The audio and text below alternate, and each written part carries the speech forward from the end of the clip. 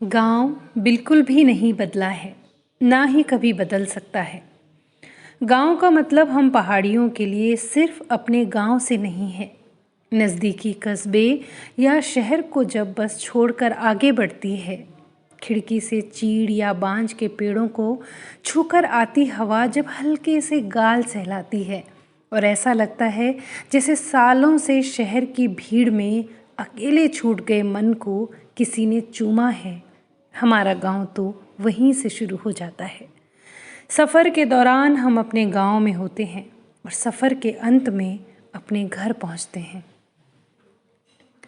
गांव के घर बदल गए हैं, हालांकि कुछ पुराने घर अभी भी मिट्टी और पत्थरों से बनकर शान से खड़े हैं।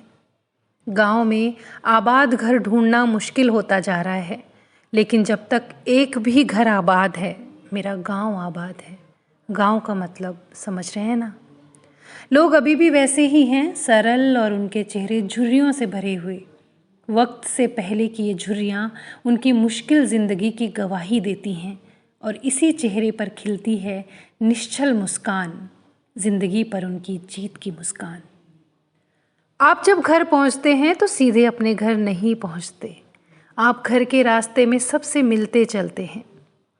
जो घर के बाहर ना दिखे उसे आवाज़ देकर बुलाते हुए। दादी, चाची और ताई के रिश्तों से गले मिलते आप गांव जाने से आप सालों से मन में जमा कोहरा पिघलाते हैं।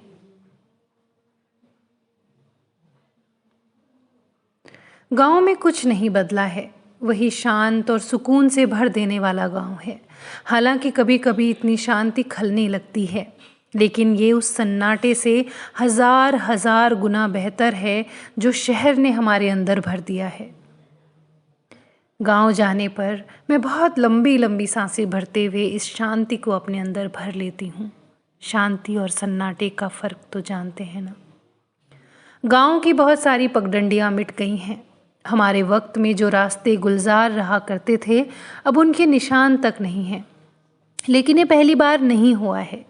मेरी दादी कभी एक सीधी पहाड़ी जिस पर कोई रास्ता नहीं था, उसे दिखाते हुए कहती थी कि फलानी पहाड़ी से मेरी सास का डोला उतरा था। हम हंसते हैं कि वहाँ तो कोई रास्ता ही नहीं है, क्या डोला चोटी से लुढ़का दिया था। गांव का पानी भी नहीं बदला, वही ठंडी मिठास है। बस फ़र्क इतना है कि अब इतनी मिठास की आदत नहीं रही, ज़ुकाम लग जाता है। गांव की तरफ जाते हुए आप सबको अपने साथ लेकर चलते हुए दोबारा फिर मिलेंगे अगले वीडियो में।